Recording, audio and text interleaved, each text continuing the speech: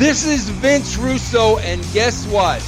You're listening to another wrestling podcast. It's time for another wrestling podcast. All right. Are you fucking kidding me? Guys, I got blocked again on Twitter. I'm your mark of marks. That's the most reliable source on the interwebs. The social assassin at your disposal, bitches. Let's do the show. Yeah. Let's do the show. Because every time we fucking do this, Credo, we had this little pre-interview setup, and the pre-interview of us talking is always better than the actual fucking show. So welcome to another wrestling podcast. I am not the real host. I'm just a big mouth Mark, a.k.a. the original hater, Angry Cooter. Bitches. Cooter, it's you're right. It's but it's 2:36, and that is true. I mean, people that don't understand what we're doing, the producer in me, I always like to come prepared. I'm always prepared. Cross my T's, dot my I's, make sure everything's aligned and ready to talk about. So that's just me. But yeah, it is true. Usually we talk before the show, and then the talk before the show ends up being better than the actual show sometimes. Yeah. So it is just good to just dive into it. I guess I gotta stretch my wings a little bit sometimes.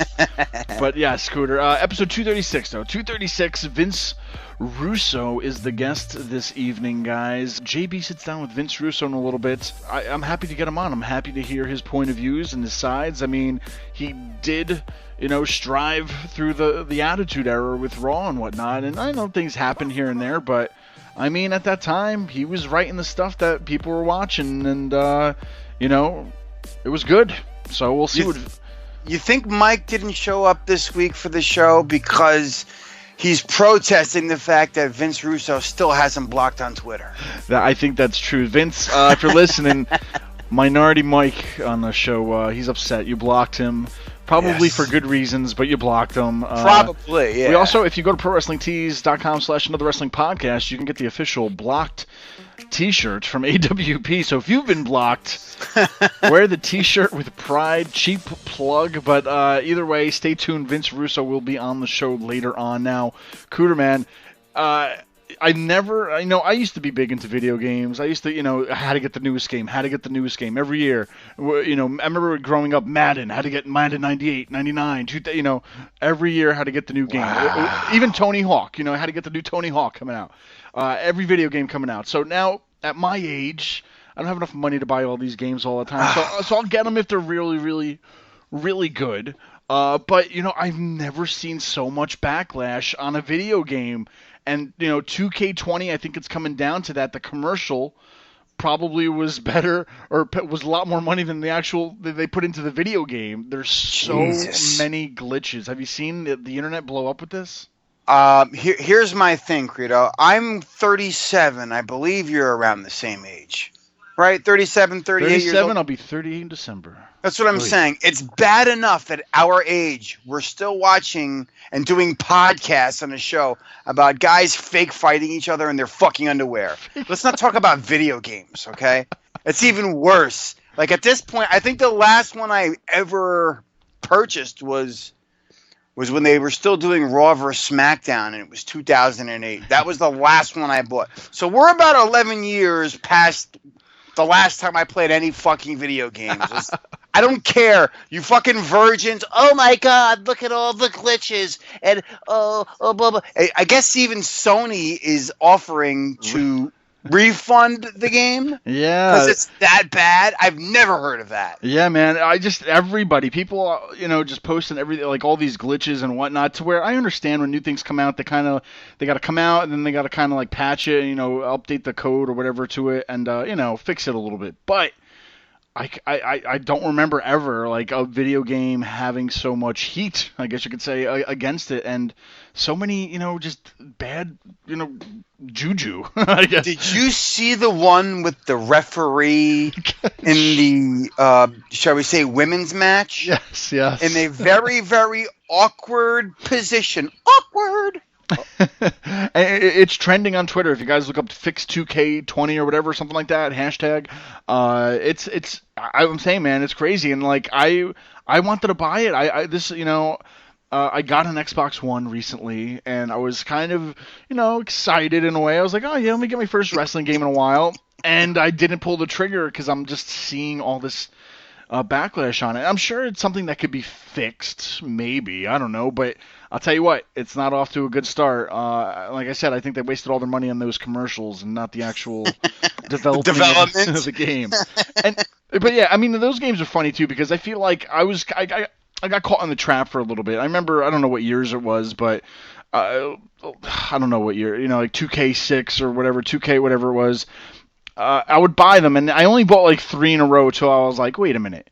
This one looks exactly like the last one, and the last one, there's nothing different. And some kid I think posted online about like they say, oh, there's over 200 something playable characters, but meanwhile, it's like you have King Booker and Booker T, which they count as 2 guys. That's fucking stupid. You know what I mean? So it's like different characters. It's the Firehouse Funfly fuckboy, and then it's just regular like old school Bray Wyatt. Ooh, so there's like 10 different versions of the Undertaker. So it's stop with the ploys and whatnot, and I don't know.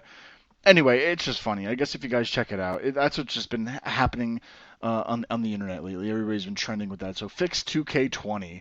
But Cooter, this is kind of interesting. We were talking a little bit about before the show, which is why we started getting into the show, why we wanted to record it. But every week now, I mean, we kind of talked about who's going to win the ratings, who's going to win every week, and now every week, the next day, it's who got the most numbers, and well, lo and behold, AEW wins for the 4th straight week. But we were talking about this, and I'm like, well, we live in the age of DVRs. Granted, yes, they kind of record that rating somehow. I don't know what exactly the process is, but I always say I watch Raw every week live. That's my live show, right? Like no matter what's going on in the world, I'm gonna try to make Raw live each and every week. Now every other show that happens, I mean, I'm gonna DVR it. I'll catch it when I can. I'll put it on YouTube. I'll get to it when I can, kind of a thing. I mean, I got a life. I got things going on. People are busy. Really. So I'm just like curious to where do ratings even matter anymore? Because I mean, how many people are have to watch it when it happens, kind of a thing, to where I mean I'm in that age bracket where it doesn't matter to me anymore. You know what I mean? Like I don't have to catch it live. And not just fucking ratings from cable television. How do they work Nielsen ratings on Hulu? Because that's where I watch most of my television, because I pay extra. You know why I pay extra? Because I don't want fucking commercials. I hate commercials. Your commercials can go fuck yourselves. I don't care about the latest flavored Chips Ahoy or how heavy your fucking tampon needs to be or what. Fuck all your commercials. Just give me the television show. Yeah. I don't know how they're measured in the Nielsen ratings and that. Yeah. And it's just ridiculous. I don't know. I just feel like, it was fun to say, oh, you won the ratings the first night, but now it's just like, who's really watching it? Because I mean, now you have we're in playoff season, so NBA, baseball, everybody's watching the World Series this week. Yeah, a lot of different things are happening, and it's like, does it really matter? I mean, everybody's watching whatever they want when they can, and are they really winning the ratings war? You know what I mean? And every week though, even though they're winning the ratings war, they're still not at the highest ratings that they had, and there's still a drop off every week. It keeps going down, kind of a thing. So we'll see what happens, but I don't know. It's interesting to me. I mean, I know you don't get to watch both shows every week, but I want to say this. I think I've been fair on my judgment of both shows. All right, on AEW definitely looks like the better show. It's brighter, it's louder, it's in a bigger environment. Mm.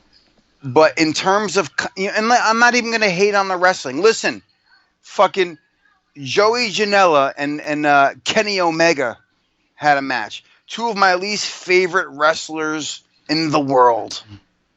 But it was decent. It wasn't bad, I guess the point I want to make is this. At the end of the day, NXT keeps me entertained to the point where I can't wait to see what happens next week. Whereas AEW, it's a good show, but I'm not looking forward to next week's AEW. I'm looking forward to what's going to happen on NXT next week. Yeah, and it's like I said, they're still in that new shiny toy phase to where like it's still you still want to kind of watch it, but you're not watching it because they're making you want to watch next week. You're watching it because you're in hope that something crazy or big is going to happen because it's new, who's going to be the next surprise or something.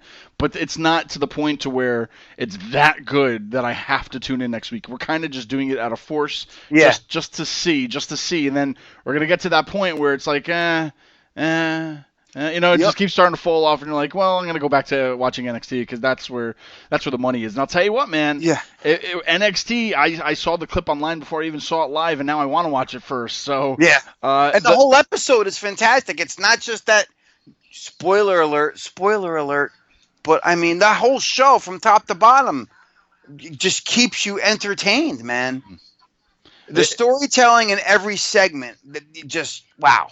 No, yeah, I think it's just that we're more, I'm trying to think of the word, just accustomed to these guys that we want to, like, we're more invested with a lot of these the characters and stories. So, but that Balor heel turn, man, is something we've wanted, and maybe, it's like if he did this on the main roster, would it have such an impact that it did in NXT? I mean, I did not. That fucking, what are the Pele kick? What do they call it? That was like, he's an incredible athlete, and just to see him like do it like out of nowhere, if you will, RKOing it, just doing that, and he did. So I didn't watch it yet, but he didn't align himself with the Undisputed Era, did he? Or did he just kind of like bad guys hanging out with bad guys kind of thing? You know what I mean? It'd be pretty much like you had the 4 Undisputed Era guys in the ring. Ciampa came down, was about to face off on all 4 of them. Then Gargano came down, and then holy shit, Finn Balor came down, and then just out of nowhere, he's standing next to him, and then Pele kicks one of them. Next thing you know, boom, off to the races. Man. And what was crazy was it was very similar thing happening on AEW. They had a 4-on-4 face-off where you had, the Inner Circle. Oh, what a fucking terrible name. Right. And in one of those luxury boxes on AEW, and there's 4 of them, and they're all fucking taunting Cody. So Dustin comes out, and then MJF comes out. It's like, it's still only 4-on-3, and then, oh, good God, it's DDP. Oh, come on. Go back to selling DVDs and fucking yoga. Like, that's cool. Like, I don't need to see another 60-year-old man doing fucking wrestling, man. The Inner Circle's gonna run out of steam when it just, it's like it just keep using the Inner Circle of friends that think they want to see that. I don't know, but I don't know. I'm excited. I would definitely want to tune in NXT first because I'm a big Balor fan. I liked him before at WWE. Yeah, they made him into a face, but I want to see what this heel will deliver now. And as much as it makes sense to keep him in NXT right now, I just don't hope it's like he's there for 5 years. You know what I mean? I hope he's there for maybe a few months, does what he needs to do, and then they find a better home for him. But I get it. I mean, it's good what's happening right now. I don't want to nitpick it too much, but I'm happy for that. But Cooter, we never talk about TNA. We never talk about Impact Wrestling. I'm sorry, whatever it's called these days. Because, I mean, if you go back to earlier shows, we tried. We tried to talk about it. We tried to watch it. But it's one of those things like... what the fuck are you talking about? Bound for Glory that happened this weekend. I gotta touch... Bound for Glory. What the fuck is that? It's TNA's WrestleMania. I think it is. It's the What's biggest TNA? show... Impact. Too many acronyms and names and whatever other, but we've been burned by them. I mean, a lot of fans have been burned by them. It's one of those things where it's fool me once, shame on me. Fool me twice, shame on you, whatever it is. Oh, I know what that is. That's that company that's battling for airtime against Tommy Dreamer on Twitch. Well, he was actually on the show for Bound for Glory. Still bound to... I think he's working for them, too. I don't know. No, he is. Anything to keep relevant in 2019. That's it. He does a lot. He works for AEW behind the scenes. He works for Impact behind the scenes. He's one of the hosts of Busted Open. So Tommy's always busy, but it's just like, come on, man. Can you just slow the fuck down a little bit, please? But that was the talk about it. I didn't get to watch it, but I watched a bunch of clips of Bound for Glory, and it's like they tried pulling out not all the stops, but a lot of the stops, or some of the stops, maybe a bus stop, I don't know, something. But Bound for Glory, people were talking about. I mean, Shamrock and Moose, I was just watching highlights from. I mean, 50-year-old Shamrock diving over the rope, almost killing himself, doing moves that like he shouldn't be doing at his age. But I mean, for his age, I give him credit for trying to step it up a notch. What do you mean for his age? He looks fucking amazing. I was gonna say that too. I mean, if you compare him to now to then, he probably looks a lot leaner and cut today. But yeah, it's amazing. Moose, I know, put him over big time, but at the same time. Him doing that stuff, that was like that right there would make me tune in. I didn't get to see it yet, but like I said, I heard a lot of good things about this. Now, other things that have happened in this is just kind of funny, and a lot of people are like, "Ooh, I'm signing with Impact. I'm signing with Impact." To me, that's like nobody else wants you. When you sign with Impact, I feel, just personally me, I feel like that's the bottom of the barrel right now because from WWE, NXT, MLW, AEW, Ring of Honor, New Japan, and then we got TNA. I feel like, you know what I mean? When you say you're signing with TNA, there's so many options out there. I feel like, wow, nobody wants you. You know what I mean? To where it's not a bad company to work for anymore. No, I know. That's the thing. I think we've just been tarnished so much with it that it's like it's hard to look past that. And I have to give it a try, and I will give it a try. But I'm just saying, it's one of those things. Like I've been burned so much, I'm not going to give you a fourth chance to get me on the bandwagon again. But like I said, I'll try it. But when I see these names sign, like Ryan, who's the dick guy? I always forget his name. Who gives a fuck about Joey Ryan? Can I just? But I just want to say, so like guys like Joey Ryan, and then that other Husky, I guess you can call him, Ace Romero or whatever. So a lot of these guys, what I thought was funny is that I thought they were going to be all AEW. And then all of a sudden they're signing with Impact, and I'm like, wow, did they just use you for like this all-out pay-per-view or whatever it was, and just don't even want you? But the biggest thing, I think, the talk of the town, and we kind of talked about this in our chat, which shouldn't be made public to anybody, I'll tell you that. We're gonna put it on our Patreon whenever we finally launch that. We're gonna have invite you to the chat of what really happens. But you have to sign a non-disclosure, non-disclosure agreement. Absolutely. So yeah, what happens in the chat stays in the chat. But one of these names, we were talking about it, and I don't know if we mentioned it last week, but this week, Kylie Rae. It's the most bizarre story to me because there's been allegations online, and I don't want to say it because I don't know. It's not. It's the interwebs, right? As Mike would say if he was here, it's the interwebs. Yeah. We don't know what's true. And I'm going to say what it was, and it's not been proved, so don't. I'm not saying this is true, but somebody said it's alleged. It's an alleged. It's an alleged thing that someone said something that Kylie Rae and Jericho did something in front of Kylie Rae or tried hitting on her or something like that. Trust me, I know it's probably not true. It's an alleged thing, but this goes back to now think about it. She was supposed to be billed as one of their top women talent for AEW. Yeah. She was on one of their shows. What show it was, she was on it. She was their version of Bailey, Credo. Yeah, so she was on it, and then all of a sudden, poof, she was gone. She stopped social media. She got rid of her social media. She went dark. Nobody knew what happened to her, what was going on. And then all of a sudden, boom, now she's on Bound for Glory. She signed with TNA. And then I think her Twitter or whatever just got reinvigorated, rejuvenated. I don't know these words. She came back to social media pretty much. So, but it's a bizarre case to me. It's like you were signed by one of the newest, best companies in the world, and then you just left. And then now you just went to TNA. What was the reason? I just want to know. Maybe something happened. People, like I said, the alleged rumor was that Jericho did something or whatever, and she left and she quit. I don't know what it was. We don't know what it was. But whatever it was, I want to know. I can't move forward with her or anything until I know that question. If she comes on the show, that's my first question. I need to know why, and I hope it comes out, though. But isn't that bizarre? Oh, yeah, I could see you doing that. Hey, so Kylie Rae, welcome to AWP. Is it true Chris Jericho tried to pinch your hiney? Really, dude? You're not asking that. I can't be. I'm the good cop. I'm rarely the bad cop. But no, I mean, but it's just it's funny to me because, like I said, a few names that signed with Impact lately, they were on AEW or are part of their AEW show. So I'm just kind of like, Did The they Joey like Ryan one fucking shocks me because, I mean, again, it's had a all fucking alleged. dick Like, parade of dicks of fucking coming? Like who else? that would they... was the most for me. Yeah. As much as I am not a fan of Joey Ryan, I am. Let's get that. The dick spot is what it is. If you did it once, it was funny, and you never did it again, you would have gone down in history. Now he's living off it as like a legendary spot. But now when it got to the point where Mick Foley took the dick spot bump, I was like, all right, this is just too much. But I will say, on what was that? All In?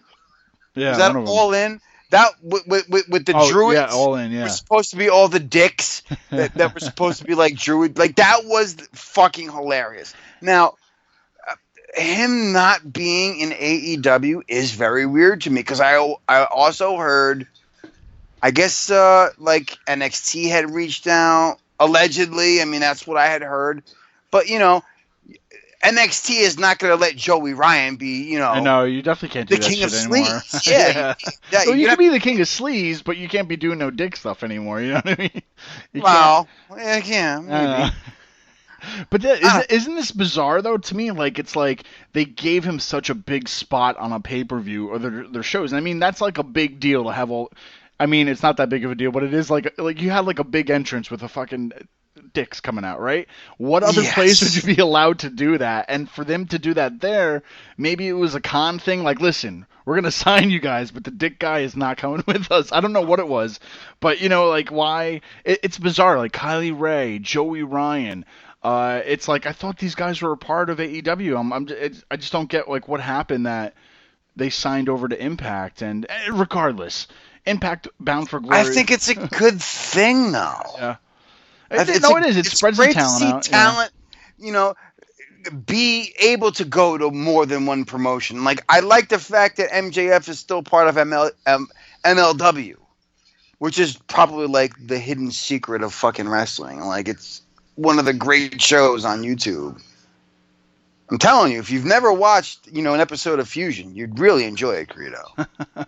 No, it's like you said, there's so many good things. We're gonna have to do a show like who's going to stand the test of time on a lot of these things, to where there's so many good companies, so many good things happening right now, and like look, we're talking about Impact. That's how great things are going on with all these things. So I don't know. Does it strike you weird that Impact has had better signings in the last year than fucking Ring of Honor? That's somebody made a comment. I think our friend the Woes, he commented something on Twitter, and I saw it briefly this morning, and he's like, it's almost like it's like Ring of Honor became AWA of the 90s or something like that, and like they only did it to themselves or something like that. Oh, I felt like Ring of Honor it was the like not the number one brand, but it was like one of the number one alternatives outside WWE. The top indie brand, yeah, at one point. But it's like, what did they? So it like when all those guys left, like yeah, I mean their contract ends, they're not going to resign, fine, but it's just like what happened to all their talent? Like they just all like left and abandoned ship. And the thing is that it wasn't burning. The ship wasn't, the ship's fine. I mean, granted they didn't have a great huge TV deal or a millionaire backing them or whatnot, but it was a decent place to be. And now it's just like they're at the bottom of the ranks of like a lot of these companies of like who has the best talent kind of a thing. I think it's all about syndication. It's where can you get the most eyes looking at your product? And listen, Sinclair is just not beating TNT or USA or any. What channel is it now that fucking Impact is on? That's what's his face from that fucking. Was that? It's not Axios. Is it on? Yeah, Axios. Yeah. I mean, like that's. It's not the most wide, but they got more syndication and fucking. Sinclair Broadcasting, for Christ's sake. So I don't know. Yeah, it's so. I mean, like, look, we talked about TNA. Look at this. Look what's happening. What is happening in the world, Cooter? We're almost in 2020, and Impact made our show. I missed the days where we were making fun of it because it was on Twitch. And now it's almost like better than Ring of Honor. What is happening? The tides are shifting.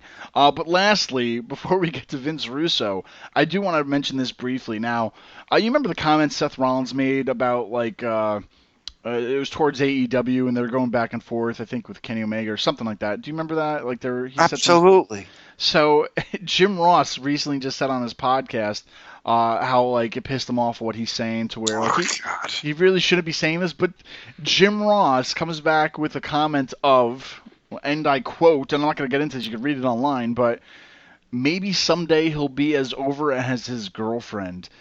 Jim, man, JR. Oh, God. Tossing the... Yeah, you know what? Maybe one day you'll be the top 5 broadcaster again. Ooh. That's the truth. You look at any of the other television shows right now, he's just... I don't want to say he's bad, but he's not consistent. He's up and down throughout the show. He doesn't seem. The best thing they ever did was bring him back Shivani, you know, who makes him at least seem somewhat comfortable again. And quite frankly, I'm enjoying Tony Schiavone a hell of a lot. You're not even the best on your broadcast team, Jim. Shut the fuck up.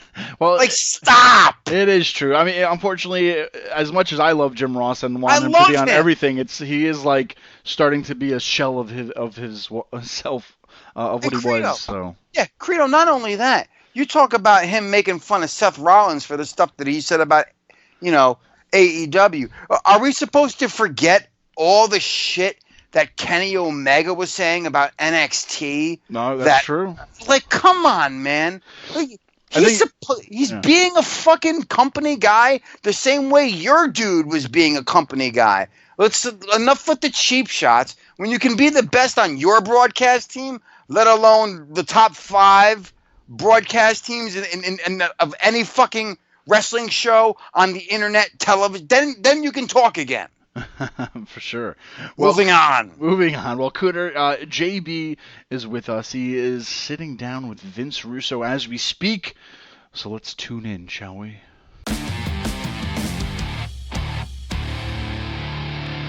Joining us today on another wrestling podcast is none other than an author. He's a podcaster, former head writer of WWF, WWE, WCW, TNA. He's also just happens to be one of the most polarizing and controversial figures in the history of professional wrestling. Ladies and gentlemen, it is my absolute pleasure to introduce Mr. Vince Russo. Vince, thanks so much for joining us today.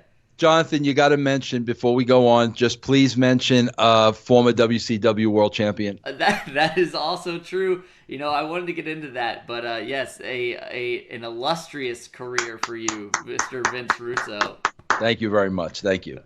So, what's going on? There's a lot in the world of wrestling that's happening today, and I feel like a lot of people bring you on the shows. You go on to kind of talk about the current state of professional wrestling, which we are going to do a little bit, but I actually wanted to rewind a little bit, go a little bit deeper, and kind of find out just more about you, Vince, and how you first got into professional wrestling. If you remember the specific moment, we know you watched it a lot growing up, and do you remember a specific moment, a specific wrestler, or anything that really got you hooked and made you realize that this was something that you would someday want to do?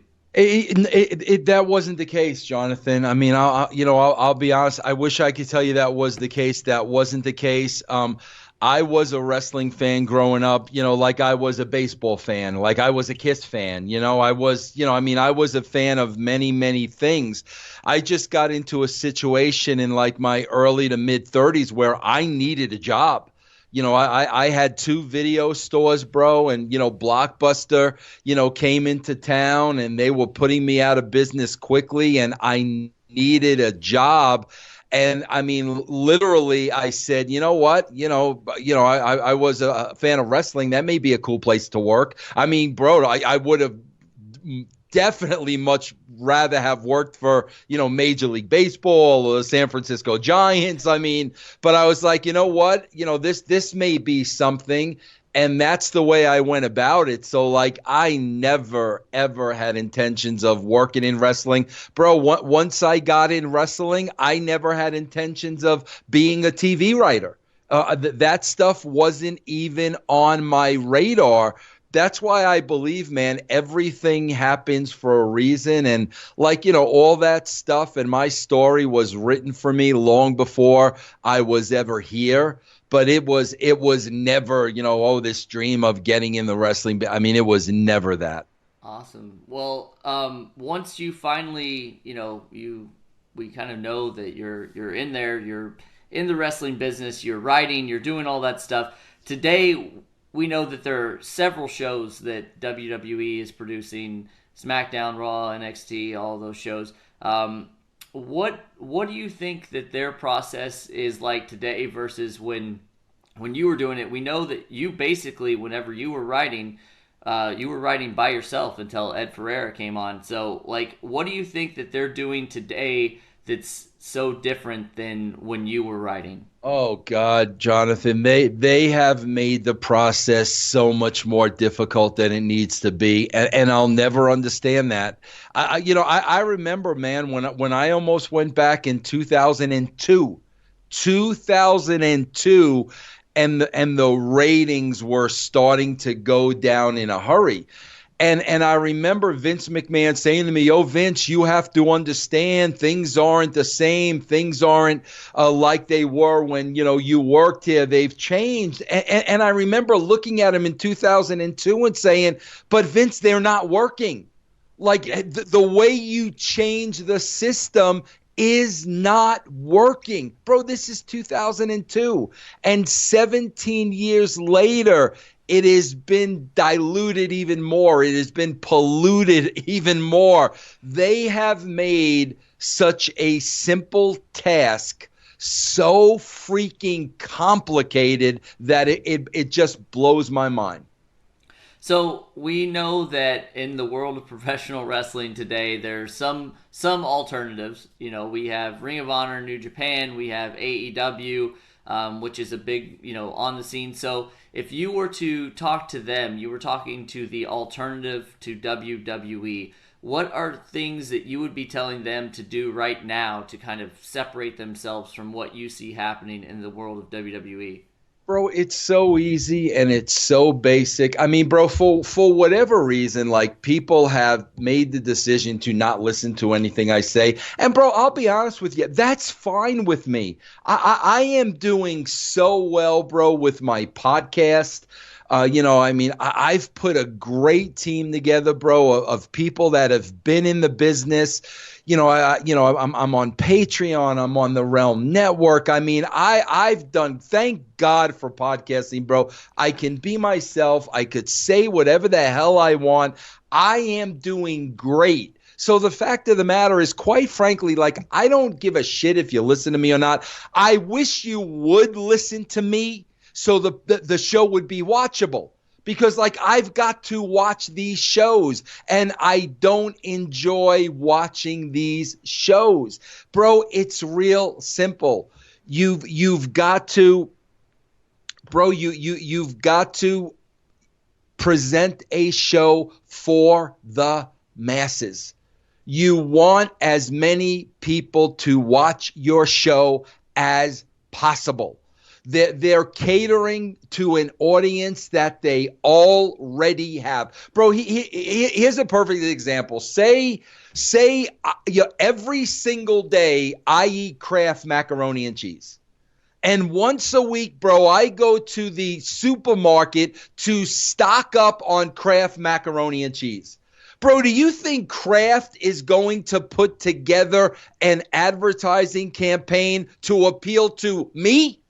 No, bro, they know I buy mac and cheese every single week, and I'm going to continue to buy it every single week. What they want to do, bro, is go out there and get new customers. That's what they want to do. Bro, all these wrestling companies, bro, they are kowtowing to an audience they already have. And I keep asking the question over and over, and I don't care if it's Triple H, I don't care if it's Cody Rhodes, I don't care if it's Tony Khan, I don't care who it is. I just want a simple answer, like why? From a business standpoint, can you explain to me why you're catering to an audience you already have? Bro, that was the success of the Attitude Era. We knew we had the marks.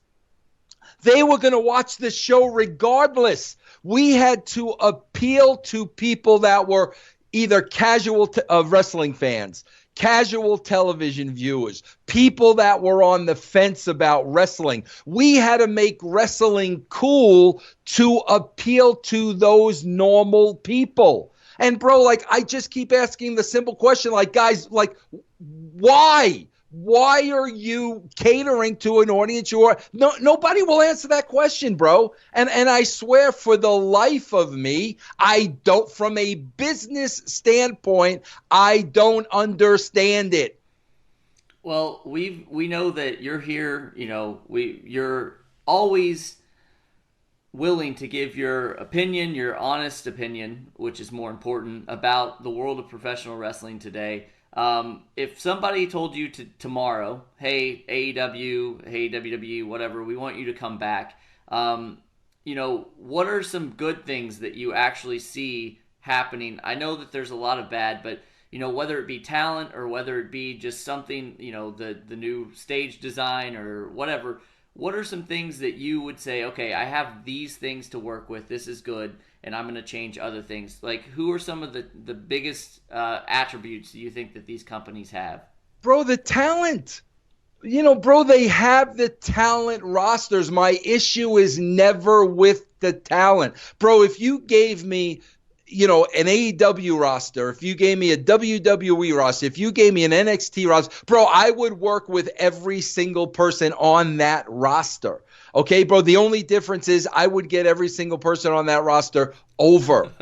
That's the only difference. So, bro, the rosters, the problem is not in the rosters. The problem are the people, you know, that are writing, you know, the content, that are writing the television shows. That's the problem. The problem is not in the actors, bro. The problem is in the people, you know, writing the play. Yeah, absolutely. Absolutely. So, when you see things like Kofi losing the championship just to give it to Brock, just so they can have this match in Saudi Arabia, you know, why do you think that is what's currently happening? Is it just the writers, like you're saying, are so out of touch? We know that you were a fan growing up. Do you think that there's a lack of those people in there that they have? No, bro, not at all, bro. I think it is the old guard that all they know is wrestling, bro. They eat, sleep, drink, shit, wrestling. All they know is what they know. They don't have their pulse on the finger of society. They don't have a freaking clue to what's cool and what's not cool. And like I said, bro, they're catering to the marks. They're catering to and bro, I guess they're doing that to get over with the marks, because then they can go on social media and they can read about how great they are and how great NXT is. And how, bro, meanwhile, nobody gives a shit. The rest of the world doesn't give a shit. It's that old guard. Bro, I guarantee you there are young people in place. I will use Dewey Foley as an example. There are young writers in place there, bro, that the old guard should be taking under their wing. That's a spot I should be in. I would have like no interest in, bro, I'm going to be 60. I don't want to write your TV show. But what I could take is I could take the Dewey Foleys and these younger writers with the talent, and I can, you know, put my arm around them and mentor them and walk them through the process. Bro, I did that everywhere I went. I did it at WWE with Bill Banks. I did it with Jeremy Borash at TNA. I did it at WCW. I did it with Matt Conway at TNA.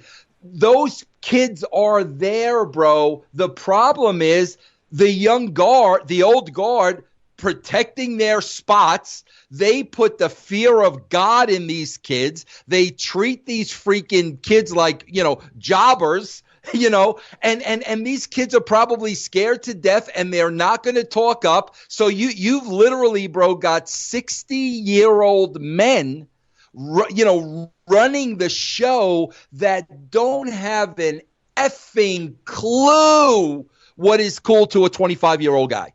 Yeah. I mean, I feel like everything you're saying makes total sense to me as someone who's been a lifelong fan of professional wrestling. I don't like to say that, I've never worked for professional wrestling. This is as close as I've ever gotten. So I'm not in the business, but we hear a lot, about whenever people do podcasts or whatever, they sometimes like to discredit you and your achievements. Why is it that is still happening today when you yourself and others have proved the things that you have done? Because the marks don't want my style of wrestling. They don't want that style. They don't want characters. They don't want storylines. They don't want, sex. They don't want love stories. They don't want drama. They don't want suspense. They want fake match after fake match after fake match after fake match. Bro, I don't need to defend myself. The numbers do that. You could say whatever you want about me. You could have whatever freaking opinion you want about me. I don't give a shit. You will never erase the numbers. What drew professional wrestling to the masses? Real simple, bro. A cool show that everybody could relate to. Men, children, women, they could all relate to the show. That's why 10 million people are watching. So, bro, attack me all you want. I don't give a shit, because that's what makes people more upset than anything. You can't erase the numbers. The numbers are going to be there long after Vince Russo is freaking dead. It is going to say, guys, in 1998, 1999, 10 million people were watching wrestling. So it doesn't matter what you say. It's been done. The proof is there. If you don't want to listen, and if you don't want to adjust, and if you don't want to change, bro, you're hurting your business. You're not hurting me. My podcasts are doing fine, bro. I sell my podcast off of me. They're buying Vince Russo. They're not buying wrestling. They're buying me. So, personally, I don't give a shit. I just wish some people would answer my simple questions. Absolutely. You mentioned sex. You mentioned drama, love stories, all of these things that used to be a part of professional wrestling. From the Attitude Era to now, we've went through some different things, and now we're in a more PC culture. Do you think that if you were given the chance today that you would still be able to make all those things compelling in this kind of culture that's going on today? Bro, that's got nothing to do with it. Bro, the television, bro, needs to be interesting and compelling. That's got nothing to do with the freaking rating, bro. Bro, I've watched G-rated movies that are interesting and compelling. Bro, my freaking 32-year-old son, Will, I just had a conversation with him the other day, and he's freaking raving on and on and on about Toy Story 4. Come on, bro. That's got nothing to do with it. It just needs to be interesting and compelling. That's all it needs to be. All right. Well, we've got stuff that we want to talk about too, as far as just your career, and the Attitude Era is something that your name is forever going to be attached to.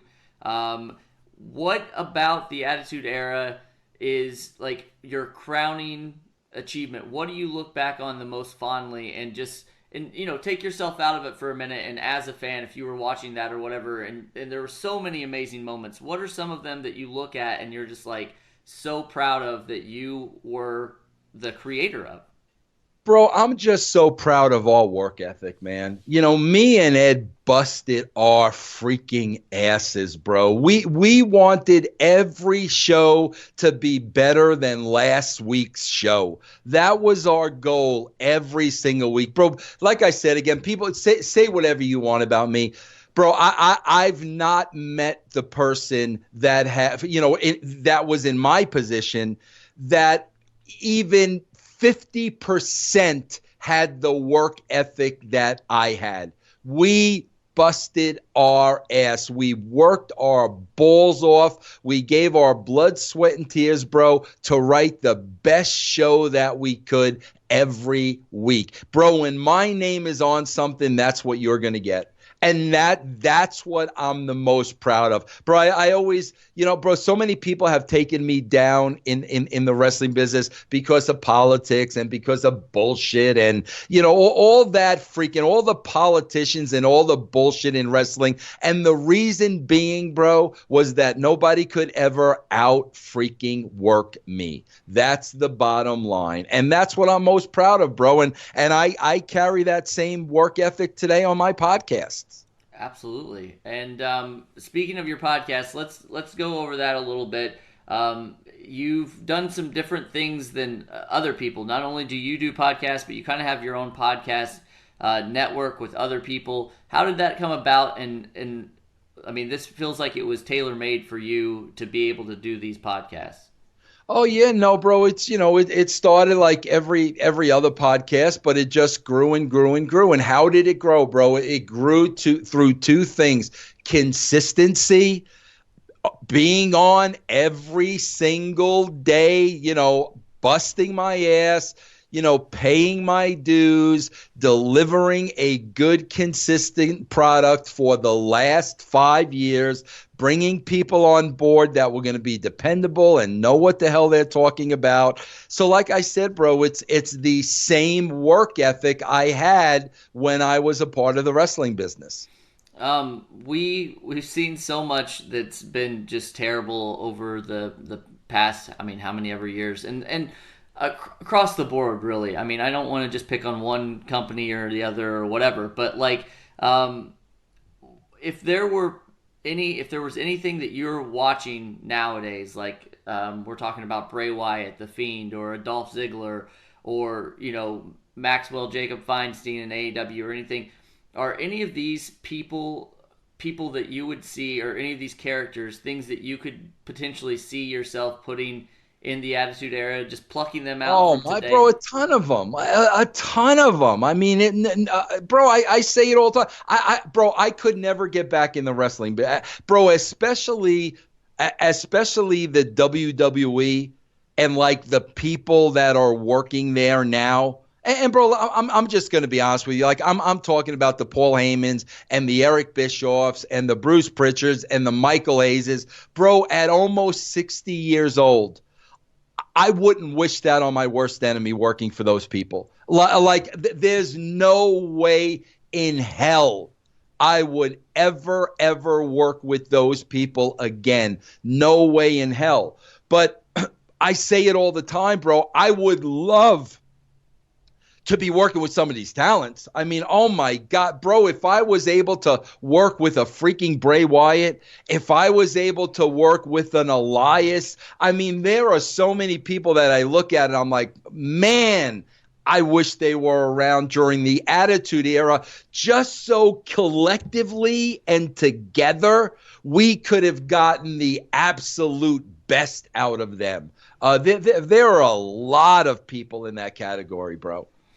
I feel like you're not a man to look in the past and live in the past as other people may, but you had a long and storied career in professional wrestling. Is there anything during that time that you feel like that you wish you had a second chance at, or something that maybe you regret that maybe you could do, now you could have done better? Is there anything like that? You want to know the truth? Absolutely. I would have never gotten in the business. Really? I would, bro. I would have never gotten in the business ever. And I say that, bro, because of the people involved in the business, bro. They're not good people. I mean, bro, when you look at wrestling companies and you look at people that have been in spots for a very long time, bro, there's a reason why they're still in those spots.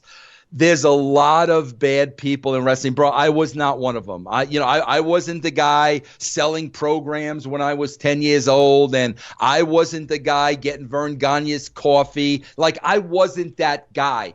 I was a fan, bro. I was a television viewer. I was a husband. I was a father. I was a normal, regular guy. Unfortunately, bro, a lot of people that I worked with, I mean, I'm just going to be honest with you, were the scum of the earth. And I'm not talking about the boys. I am not talking about the boys. I am not talking about the women.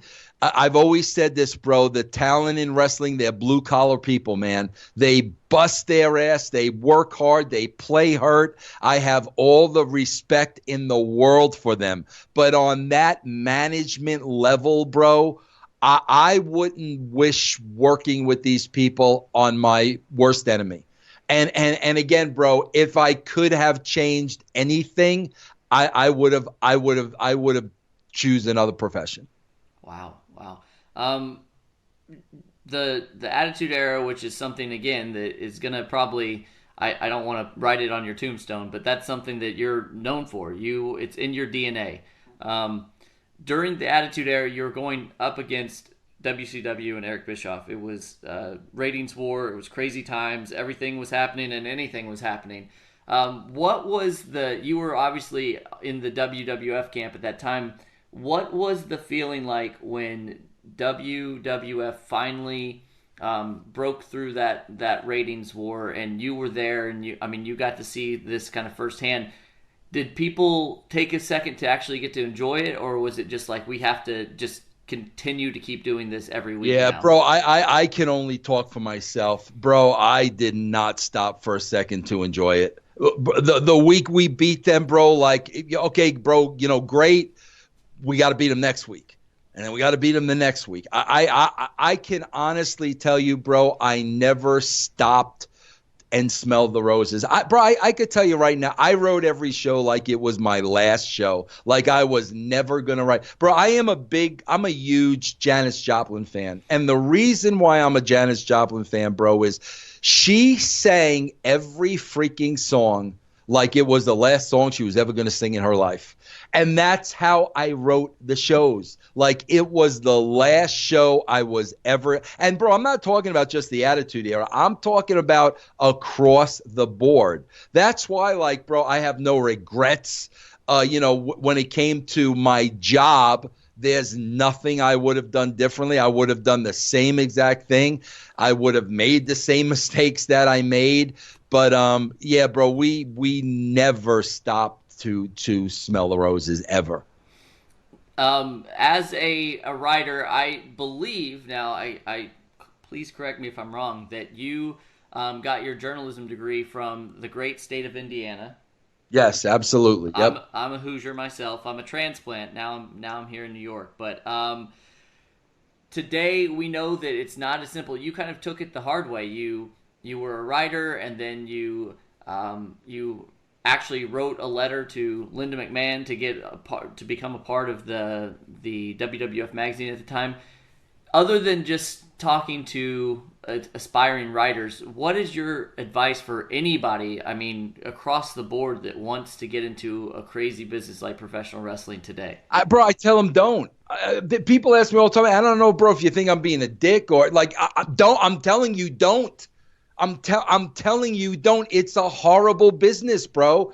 You like I said, bro, you've got these old timers, in the wrestling bubble, cemented in their way, bro. You're going to be miserable. I mean, my God, bro, you know how many talent are working right there right now? Miserable. We just saw Mike Kanellis yesterday, bro. There are miserable people there. I'm telling you guys, bro, as a writer, content is king right now. There are so many avenues to write for, bro. So many, freaking Apple is going into business now, and Amazon, and bro, there are networks and streaming services out the freaking wazoo.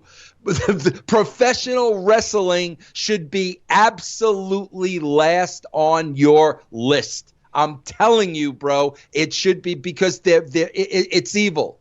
It's freaking evil. Now, bro, you got to understand, I dabbled in Hollywood a little bit. So I dealt with some people on that end of it. I dealt with Bonnie Hammer, a network executive, USA Network. I dealt with those type of people. Bro, nothing compared to what you're dealing with in wrestling. Nothing like it. So I would tell you, bro, and I'm not being a dick, do something else, man. I'm just telling you. So with that, and knowing that the business isn't easy and everything like that, we saw the very beginnings of the, whatever you want to call, ratings war or whatever that is happening between WWE and AEW, and you came out and said what you said about WWE congratulating AEW. Why? I mean, and just because, again, I'm not part of the business, but why did you feel that was the odd move by WWE to do that? Well, bro, it's not an odd move looking at them today. I would totally expect that from them today. Totally expect that from them. But, bro, let's go back 20 years when Vince McMahon was doing Billionaire Ted skits. I mean, come on, bro. Why aren't you doing Billionaire Con skits, bro?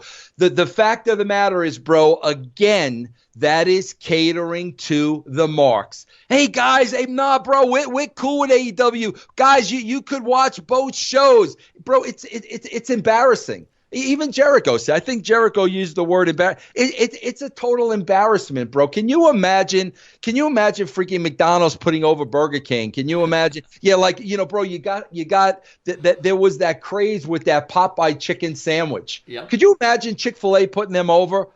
Bro, what world do you freaking guys live in? Bro, they don't have a clue. The WWE, the easiest way to assess this is they have lost their way. Bro, they don't have a clue as to how they how they got the success from the Attitude Era. They don't have a clue. They don't have a clue to what did we do to be so successful during that time. They don't have a clue. They have completely lost their way. Now, I'm saying this as a fan of professional wrestling, speaking as a fan. Is there any responsibility to the state of professional wrestling that we have to hold ourselves accountable for as fans? Because yeah, bro, if it sucks, don't watch it. I mean, really, bro, I just see the same people complain about it week after week after week after week. And I'm like, bro, why are you watching? Bro, I'm a diehard San Francisco Giant fan. I've been a Giant fan. My father was a New York Giant fan. I've been a Giant fan my whole life. Bro, when we start the season and okay, bro, we're 25 and 45. I ain't watching no more game. It's over. I'm not. You guys suck. I'm sorry. I support you. You're my team. You suck. Yeah. I am not gonna watch another game. And I stopped watching the games. It's no different. I mean, bro, I watch it because I have to. I don't have a choice. This would be the last thing on television that I've been watching. There is no appeal to me. There is nothing that interests me on the show. But yet I see the same people week after week after week. Why the freak are you watching it, man? Yeah. It's one of those things. I don't know if it's kind of, as I grew up watching it. I grew up in the 80s watching it, and the Attitude Era was right where I was most vulnerable as a fan. That was when I started to see the light. And now I don't know if people my age, at least, are just holding on to look to see if something is going to change, if we're going to get something better. But I can't, and I can't speak for all the fans, but your career spans multiple companies. We mentioned WWF. You were in WCW and in TNA. Out of those three, where do you feel like you had the best platform to kind of just be you? Was it when you were writing for WWF? It was when I was writing for WWF, bro, because Vince McMahon had my back. Like, I was the golden child, bro, and if you effed with me, you effed with him.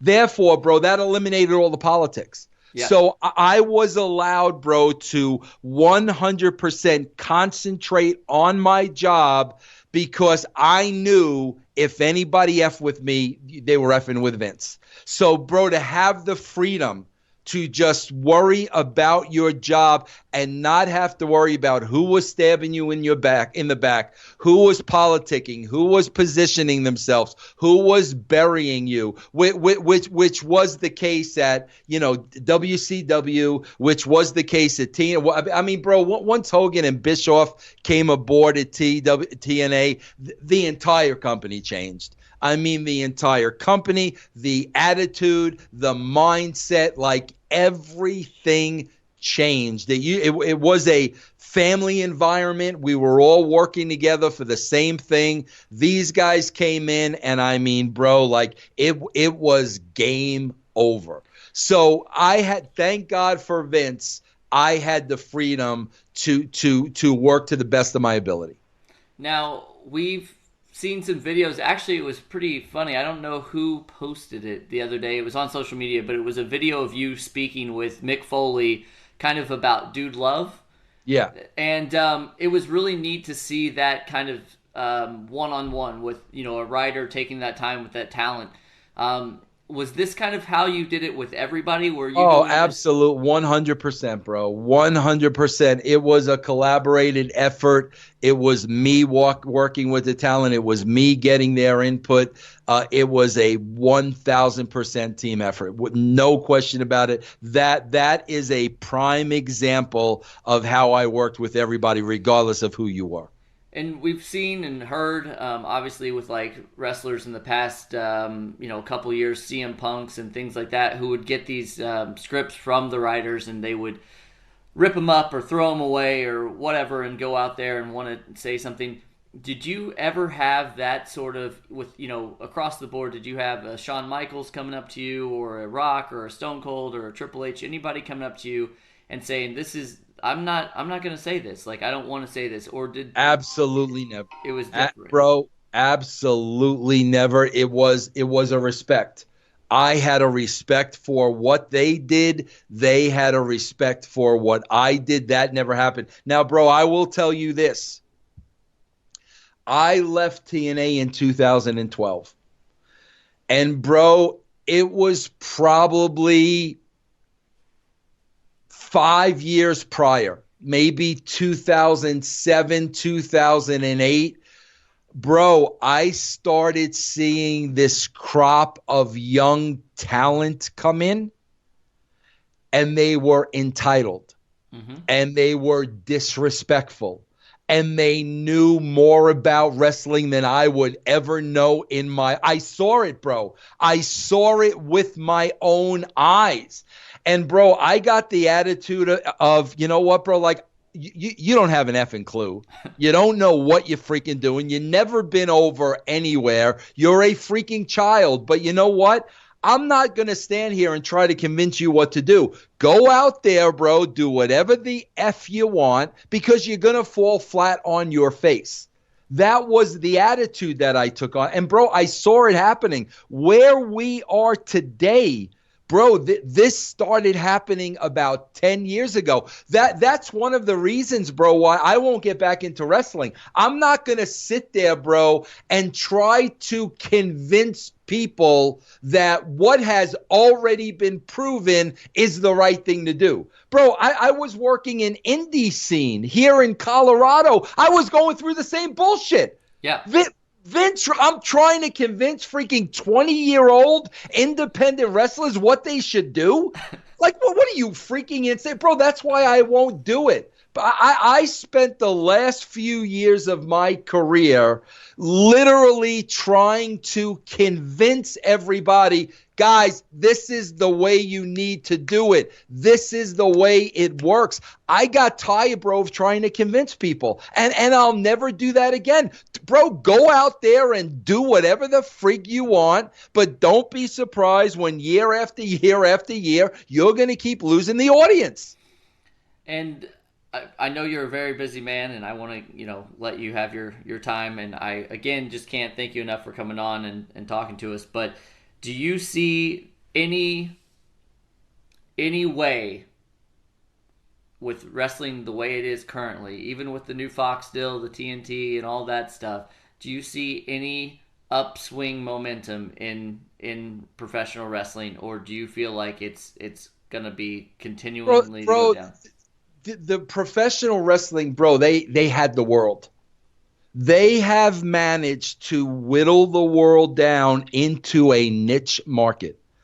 Bro, the wrestling audience is 2.5 million people, right? Bro, I'm telling you, when I saw the 4 million Fox, okay, I was like, okay, bro, now you got a potential to reach at least 4 million people. People that watched the Attitude Era and turned off, bro, maybe they get given it a second chance. Okay, you got the potential. But, bro, what I said, bro, tell me where you are in 3 months. Yeah. Because when you keep putting out this kind of product, bro, you're gonna be doing practically the same numbers you were doing on USA. Bro, never in my wildest dreams did I think 1 million people are gonna shut their TVs off in a week.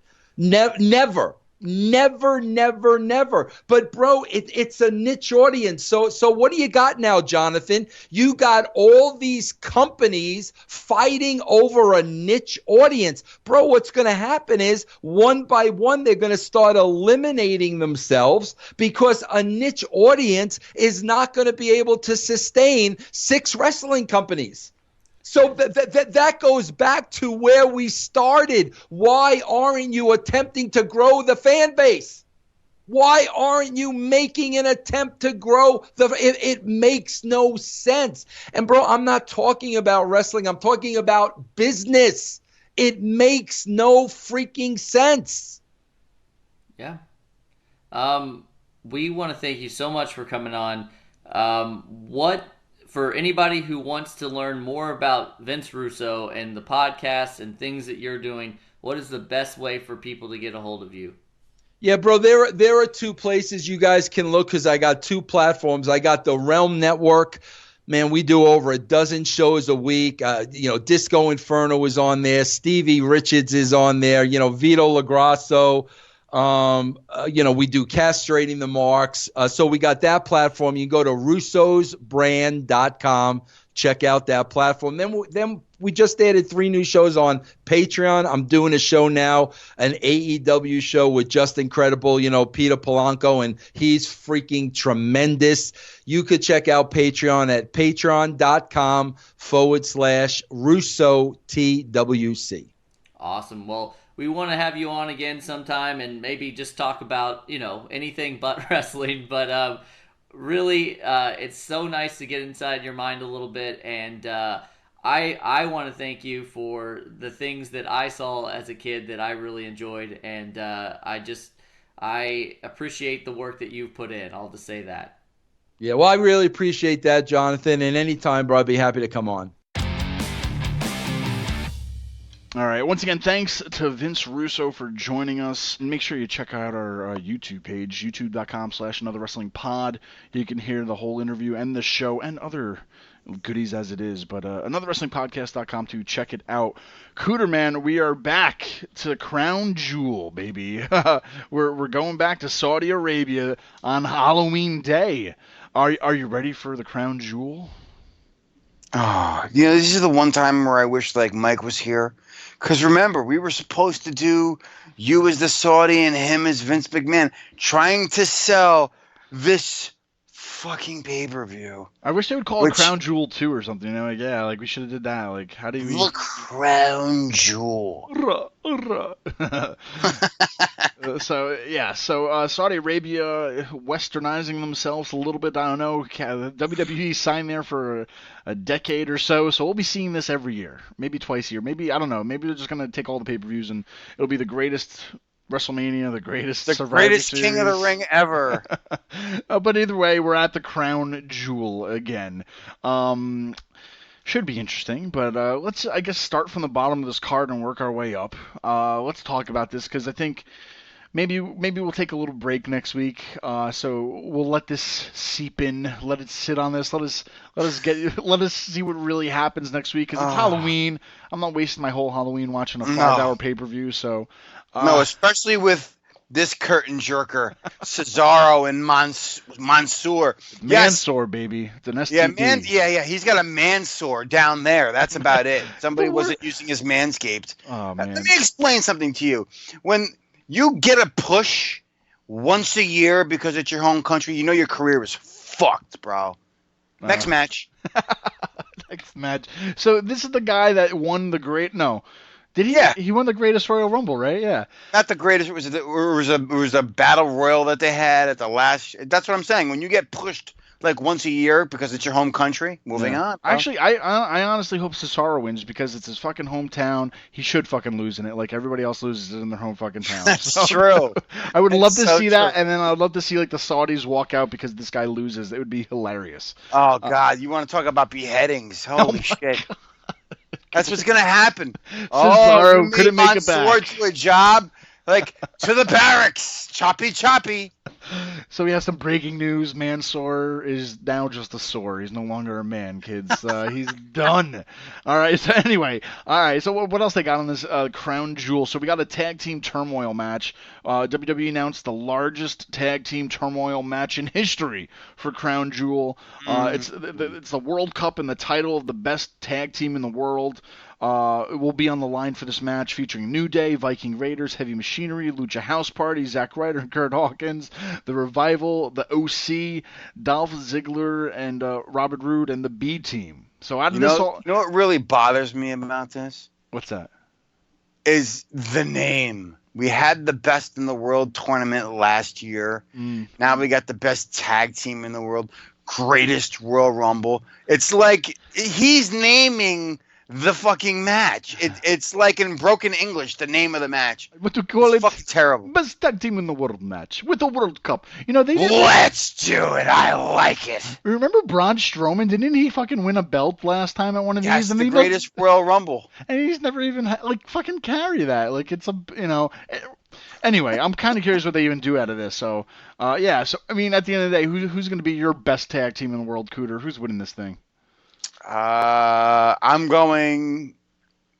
The last two teams in it are going to be the Viking Raiders and the OC. The best tag team in the world. I hope they don't give it to like the B team. That'd be fucking ridiculous. Yeah. Oh my God! It's Mansoor limping out. He won the tournament all by himself. All right, maybe he's not getting his head chopped off after all. Yay! That's what happens. Yeah, man, I think the Revival or OC should definitely win this. But, I mean, other than that, it's whoever's going to take this is definitely going to ride that best tag team in the world thing to the grave. And then how long that couple lasts before being broken on Raw or something or SmackDown, we'll see what happens. But, all right, tag team turmoil match. Well, if you say so, there's going to be a battle royal. The battle royal hasn't been announced like who's going to be in it, but they said there's going to be well over... I don't know how many people or whatever is going to be in it, but long story short, whoever wins it will get a match with AJ Styles later for the U.S. Championship. So. Oh yeah, and this is what I love about this fucking card, Credo. What's that? Is we have a U.S. title match, but we don't know who's in it because we have to have a battle royal first. That's right, man. Cool. Yeah, great. Oh, AJ Styles doesn't get it. And who's going to be in this? Hornswoggle? What fucking legends are they going to ask for to be in this battle royal? Maybe we'll get Yokozuna or Randy Savage or Ultimate Warrior. Oh, that's so funny. That's right, because the Prince or whatever out there, like he thought these guys were still alive, and I remember he wanted like those names, like Warrior and Yoko. I'm like, I would love to have been like down the other side of the call, been like, they died a while ago. They're not alive anymore. This is what do you hate to be the bearer of bad news. We gotta catch you guys up out there with what's happening now. But yeah, so I mean, we'll see if there's any surprises. I doubt it, but you never know. I mean, who knows? I think it's just gonna go right back down to Cedric Alexander versus AJ Styles match.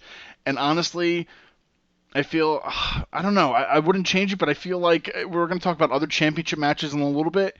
If those aren't changing, I feel like this one's going to change, unfortunately. So I feel like whoever wins that, I do not want to see a Mansoor, though, fucking win the U.S. title. I'll tell you that. Mansoor, that's going to be the running gag of this whole fucking show. An open herpy fucking... Mansoor. Mansoor. Fucking rename him. But yeah, AJ Styles, to be determined, United States Championship match after this Battle Royal. I don't know. I'm telling you right now, Cedric Alexander, we'll see what happens, right? Yeah, sure. All right, Cooter, but here's your thing, man. Hogan, Flair, Team Hogan, Team Flair. We got Team Hogan, Roman Reigns, Ricochet, Rusev, Ali. Fucking dare I have to say it, Shorty G. I'm not fucking saying Shorty G. Chad Gable's on the fucking team. Really calling him Shorty G? I don't get this. It's another fucking Vince thing that thinks he's the brilliant one. But Team Flair, Randy Orton, you got King Corbin, Shinsuke Nakamura, Bobby Lashley, and Drew McIntyre. I don't know. Team versus team 1 month before fucking Survivor Series. Why didn't we just wait for Survivor Series? I don't know. Who's winning, Cooter? Team Hogan or Team Flair? Moving on, Credo. Moving on. I really don't give a fuck. I just don't. Like... Is this going to run into Survivor Series? Is this like the rematch going to happen? Like, why do we have to have Hogan and Flair involved in this? Like, all right, I get it. They're too old to fight each other. It's not like Hogan's taking a bump. It's not like Flair's going to take a bump. I don't know. He'll want to take... You know what? Yeah, I shouldn't say that. Flair could die in the ring out there. Flair might take a fucking blade job. I don't know. It's Saudi Arabia. He might just fucking gig himself. I don't know. It's a waste of talent to me because there's a lot of guys in here like I would love to see Ricochet and Ali in a one-on-one. I know, right? Or even throw Shorty G in there and have a triple threat. I don't give a shit, but it's just a hodgepodge. And like how you feel about certain tag teams where it's just two guys thrown together and just like that's how I feel about this. This is fucking stupid. And it was supposed to be Seth Rollins on the team, too, and that got all scrapped because, well, he's going to be fighting The Fiend in a little bit. We'll talk about that soon, but, I mean... Oh, I can't wait. Team Hogan, Team Flair. I think we're going to Team Hogan win out of this. I don't know. Oh, yeah, because Hogan must pose. Yeah. Now, I was confused about this match at first. Braun Strowman versus Tyson Fury. Now, Cooter, what is he? He's the lineal heavyweight boxing champ. I'm kind of confused with this because at first I thought they were going to do a boxing match because it made sense, right? Let the boxer fucking fight Strowman in a boxing match, get these hands, right? Yeah. They're fucking having a wrestling match, and is he just going to end with a fucking knockout punch like what's his Big Show used to do? Remember that? Like that. I guarantee you that's. I don't think it goes that far. I bet you these two don't even wrestle. To just fight? You think it's just going to be a brawl? No, I think it's going to end up being one of those, like, somebody's going to come down and be like, oh, yeah, you're taking up a spot on a card for somebody who deserves to be here. And then they're just going to both take turns beating the shit out of this guy, and they'll shake hands in the ring. Dude, he's fighting Deontay Wilder soon. Yeah. In a rematch. Like, there's no way. And he's undefeated too, right? So man. So it's like you're not going to make him lose in a wrestling match. No, it's not happening, dude. I'm sorry. He's basically, even if the slightest amount of physicality. Yeah, that's true. They're not happening. They're not going to risk him getting hurt before that too. So, and I think poor Braun Strowman, man. Why did he fucking become like the gimmick guy to like? At one point, it was like he was inches away from being like the Universal Champion, and then he started fucking lifting fucking trucks and bullshit, and they made him into a fucking... They almost went full Fiend on him, you know, kicking out of 20 finishers. Like, the dude's lifting trucks. How can he possibly kick out of a pin? You know what I mean? So it's like... You almost ruined Strowman, but I guess you kind of did, because now he's fighting fucking Tyson Fury, who, in a real match, I would probably put all my money on Braun Strowman, but... You know what the ironic thing about this whole fucking thing is now with your boy Braun Strowman? What's that? Remember the cage match he had with Big Show, and it was like, oh, it's time to put you out to pasture and all that bullshit? Yeah. Well, you look at all the matches that he's had, because he's the attraction. You had him and Floyd Mayweather at Mania. And then you had that was a sumo match with him and Aki Bono. So he's always doing these weird attraction matches. And that cage match was kind of a passing of the torch. Uh-huh. Well, yeah, so guess what? You're the new fucking attraction who's going to be doing jobs to fucking midgets and fucking basically anybody they want them to. They're going to build them up to be this monster. And then somebody who has nothing to do with wrestling or the least likely person ever is going to just beat him out of nowhere. And they're just going to, get his heat back somehow, rebuild him back up again for the next sucker to fucking come through and ram it right home. Good for you, Braun Strowman.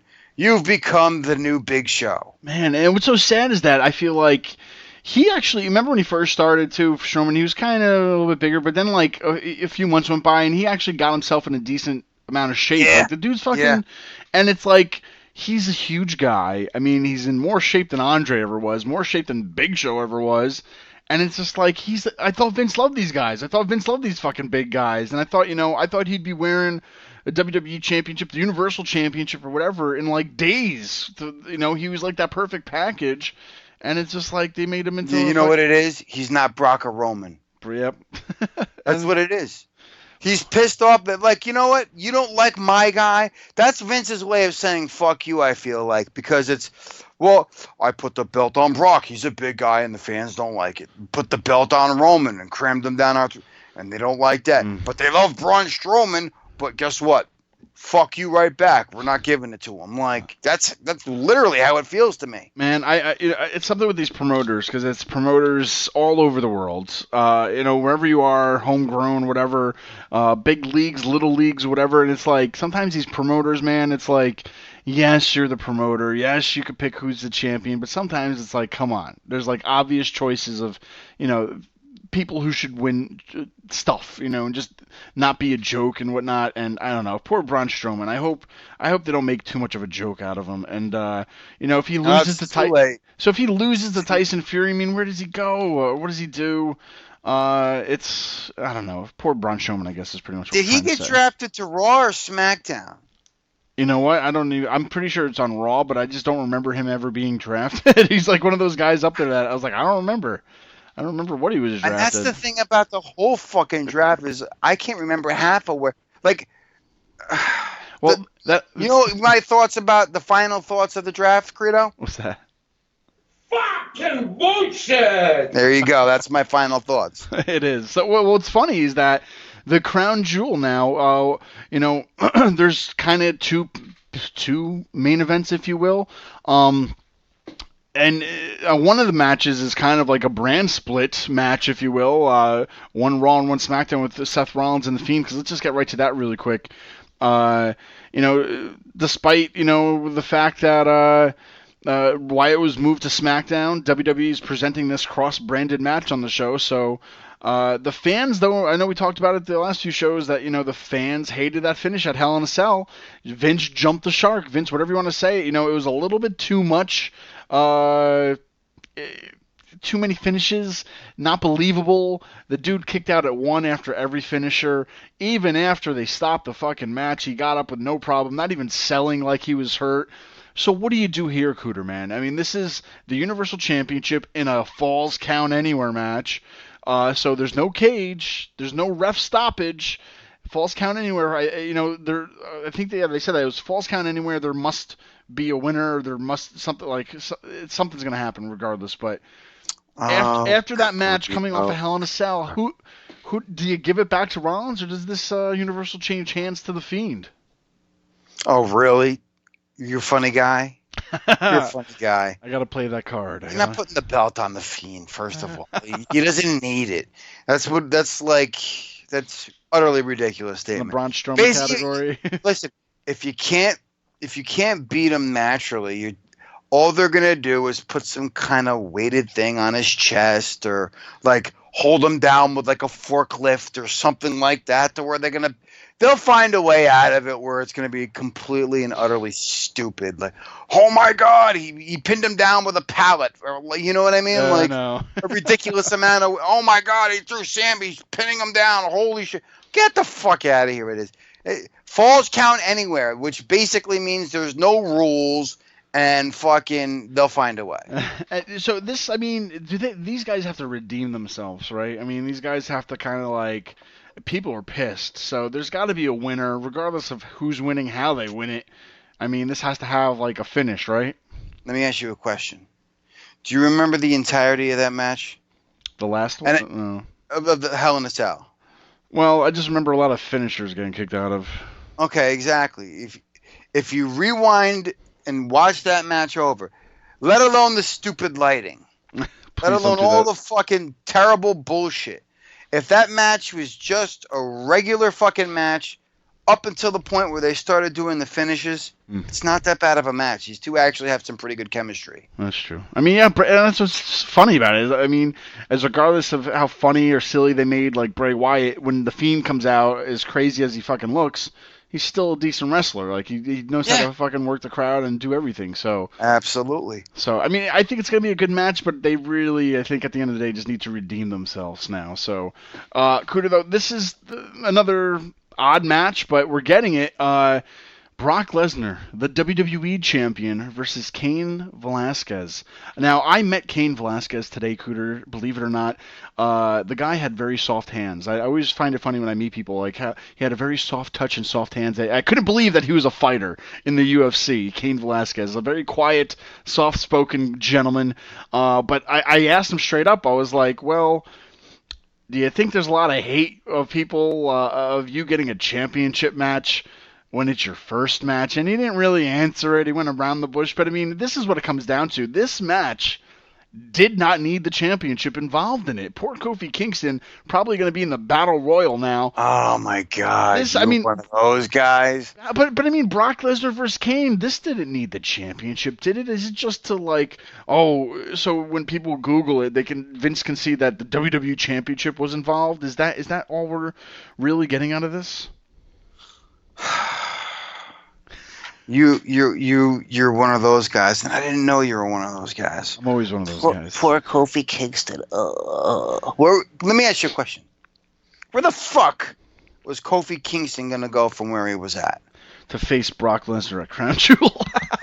Well, there no, you go. I know he's not. That's what I'm saying. I know. Enough with the Kofi Kingston. I get it. The guy had a fucking great WrestleMania moment. He had a great run as champion. He beat top guys. He had great storylines. Lasted a lot longer than I thought. Yeah. It lasted a lot longer than I thought it was gonna. But yeah, he had a good run. Yeah. He had a better run than fucking Jinder Mahal. That is true. Who you were like, oh, this is something new. I think I'm gonna give it a chance. No, that was not me. I wanted to punch him in the head. I think that was Mike. No, that was you too. I am not a Jinder Mahal fan. Definitely. I didn't say you were, but at the time, I'm pretty sure it's like, you know what, it's something new. I'm going to have to give it a chance. I mean, I think it's fucking stupid. Well, let's get to this, because regardless, this is for the championship. Now, 9 years ago to the day yesterday, Kane beat Brock in UFC for the UFC championship. Now, can lightning strike twice, Cooter? Can Kane come into the WWE and beat Brock for the WWE championship on the Saudi sand? No, it's not happening. Do you think they're going to milk this one as the rematch for next year's WrestleMania to where Kane wins it at WrestleMania? Ooh. Because, I mean, that's like, because I feel like if he's not, I don't think he's going to be fucking wrestling house shows anytime soon, Cain Velasquez. But that was the other thing. He signed a deal, but he wasn't drafted. No, yeah, that's the thing. He's not drafted. He signed a deal. And this is his first match on WWE, and then I believe he's also teaming up with Kofi November 30th for their Mexico City tour. Other than that, he is not booked for any other matches that we know of, or like we don't know if he's going on the road, what kind of treatment he's going to get. Is he going to be like the Ronda Rousey, or are we going to get like one match here and there, or what? Here's what I want to say, because I followed Cain Velasquez's fucking mixed martial arts career. I saw him when he was an up-and-comer. I remember him in a fight against Czech Congo. And Congo was just he's a big dude. He's just teeing off on Cain Velasquez. And he was still green in the fight game. But every time he got hit, right, he somehow got a takedown on this guy. He was just a cardio machine. The guy's got a gas tank, early on in his career that you would just be amazed. Yeah. Just couldn't stop. Now, an incredible fighter, a great wrestler. And Mike likes to talk about how mixed martial artists, it's a great crossover from being an MMA fighter to a pro wrestler. Look at Ronda Rousey. Look at Matt Riddle, Sonya Deville, another classic example. But I've never seen Cain wrestle. Yeah. I know he had a few matches out in AAA. But when I saw that takedown on Shelton Benjamin and those punches, I was a little concerned that maybe Shane McMahon had trained him. Wait, Just saying. I love Cain Velasquez, but that was, to me, not a great showing. It's funny you bring that up. So I watched some of his. I didn't watch the matches, but I was watching a lot of the highlights, and I was surprised that he was doing like a lucha style. A lot of these hurricanranas, and it was just like, how is he going to fight Brock? Because Brock is not doing this, so if I'll be surprised what he lands or what he gets on Brock to where, I feel like Brock's matches have all come down to just being a Suplex City kind of a match. Pretty much. I think some of the best matches I've seen were him and Daniel Bryan. Most recent ones. Other than that, a lot of his matches just come down to like suplexes, and that's fucking it, and I disagree with you because there's been a handful. Not too many. Well, no, listen, he uses the suplexes all day, every day. I get it. And he works very well against the smaller opponents, guys he can take bumps for, take some of their high-flying spots, drop kicks, this, that, the other thing. When some of his best matches, Finn Balor, Daniel Bryan, AJ Styles. Hell, I'll even put Samoa Joe in that category because I don't look at him as a heavyweight. I look at him as one of those X-Division guys, those are probably some of Brock's best matches. Cain is a bit bigger, and if you look at Brock's career, he doesn't have the greatest matches with big guys. Even Seth Rollins, his SummerSlam match with Brock was great. Yeah. That's true. Yeah, that's the thing. It's like you got to kind of balance these guys because even Brock versus Taker, those weren't fucking that. That wasn't even that good, and it was like big guy versus big guy, and him and Braun Strowman was the drizzling shits. Yeah, so that is true. The Big Show, they just use it for that quick show of strength because Big Show's a 500. He's lean and trim, when they're trying to get him over. He's like 400 pounds, right? But when Brock Lesnar's putting him up for the F5, all of a sudden he's 510 pounds. Stop. True. No, that is true. And, but when looking at Cain, too, Cain is like the guy that he's like any sport he plays, he'll be good at it. He could do football, he's great at it. He'll do UFC, he's great. He'll jump in the wrestling ring. And when I saw some of those moves, he was good. I know he hasn't been wrestling for years, but just for training for, a few weeks, a few months, and then doing some moves, it was okay. It was decent. But now when you put the Brock equation into it, that's where the big test is going to come at Crown Jewel. And at the end of the day, Cooter, though, how do they get out of this match? They're not going to give it to Cain, right? The first match, is that going to be an upset? So. I don't think they would ever do that because piss a lot of people off. I feel like, just because I feel like when you say the WWE Championship, I feel like UFC is totally different. Like a guy could just come out of nowhere and win it, right? But I feel like to me, it has such prestige in it that it's like I feel like whoever wins the WWE Championship has to have To me, I feel like you had to have worked for it. You have to have, done, the fucking house shows. You had to, had all these matches. You had to have worked for it kind of thing. And then, when somebody finally wins it, okay, this guy deserved it. Like a Kofi Kingston win. 11 years, 10 years. The guy worked his ass off. I'm not saying he was the best at the time, but he's a guy that worked years to be crowned the WWE champion. But if Cain wins it, his first fucking match, I feel like there's going to be such backlash. People are just going to hate him. I feel like it's that prestigious of a championship that you can't just win it. You know what I mean? It's not like that kind of a win. I agree with you, but let me ask you this. You think it would pop a rating?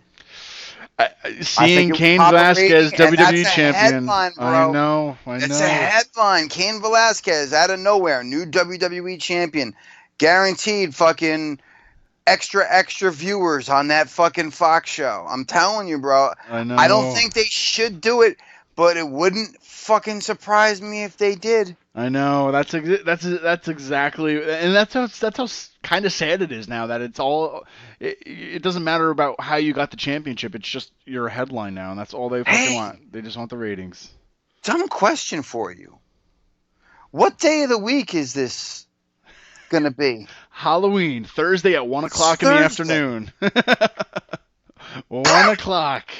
But then you here's could the watch it, interesting- then go trick or How the treating. fuck are they gonna do SmackDown the very next night?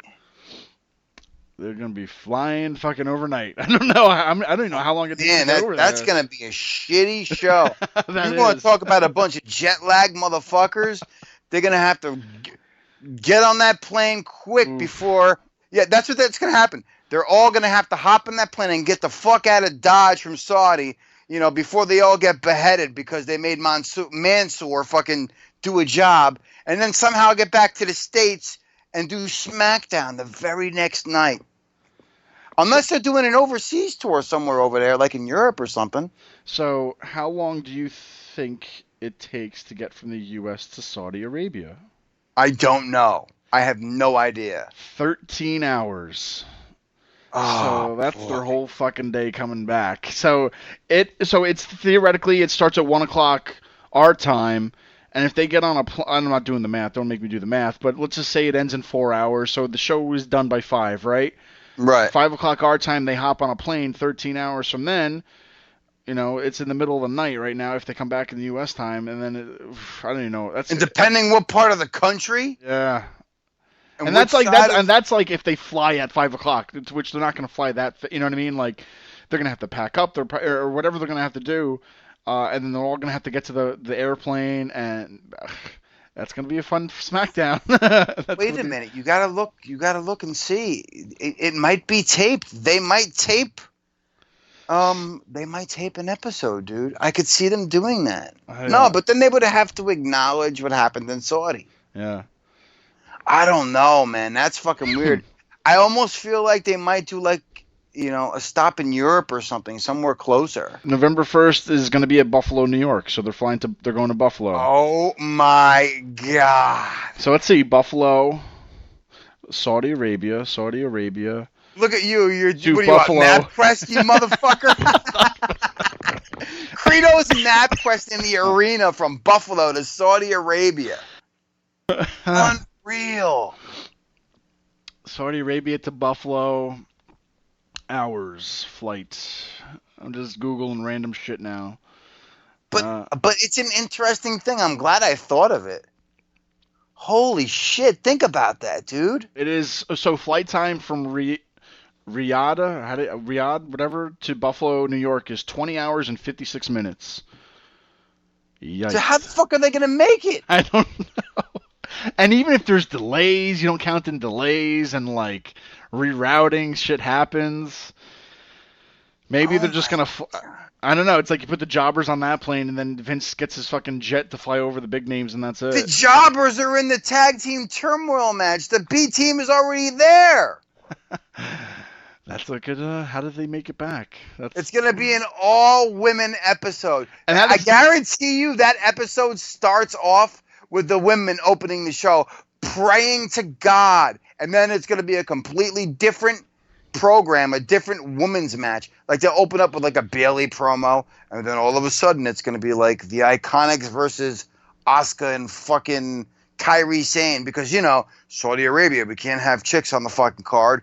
Cool story, bro. But just think about that. Guarantee you, November 1st, they open up with the women. It's going to be close getting over there, dude. I'm telling you. So here's the thing. I don't know how I found this. I don't know how it's even a fucking site. But so it's 16 hours and 50 minutes. But then they have to have a stopover somewhere, and the waiting time is 2 hours and 54 minutes. And then from wherever that wait time is to go to Buffalo is, another hour and 12 minutes. Well, you don't know that. They probably charter their own fucking plane. Dude. I know, yeah. I'm just reading. Like, I literally Googled from Saudi Arabia to Buffalo flight. I'm pretty sure the Saudi prince is like, you know, I know. gonna fly them express. Like, here, use my Lear jet. Use my Lear 747 luxury plane. Have it back here tomorrow. Not to be, I don't know, morbid. It is Halloween night. What if this fucking plane crashes and literally... Oh my God, what the fuck, Credo? I'm just thinking outside the box, because, like, if this plane crashes, that's your whole entire... What is this, another wrestling horror story now? What are you doing? We gotta get us something for Halloween next week if we're off, so if this plane crashes... You just made the list! Oh, no. Oh, here we go. WWE is dead. Like, could you imagine if this really happens too? I'll feel really bad, but I'm gonna have to promote it on Twitter that I was the first one to say it. Frito just called his friends in a sleeper cell of ISIS to destroy the WWE. I always knew you were pro AEW. That's fucked up, dude. Like, you've been lying to the fans. I'm saying if they all take one flight, it could be the end of WWE as we know it if something happens. So. Oh my God! Imagine a lot of NXT stars flying to Buffalo for that show. I'm serious because no it's more NXT. Raw Yeah, and that's it. SmackDown on there. So the only people that are not leaving the country is the whole entire women's roster and the NXT roster. I'm serious, bro. I guarantee you, man, they're not going to make it back in time. Something's going to happen. And Fox is going to be like, what the fuck are you guys doing? Biggest story of the year. There you go, guys. Nobody thought of it, but AEW fucking P, bitches. Well, you heard it here, folks, kids. Hopefully everything's good next week, but stay tuned. We'll be back in a week. Enjoy your Halloween. Trick or treat. Yeah, Mr. Morbid Credo. Good job, bro. And don't tug your peckers. Bitches.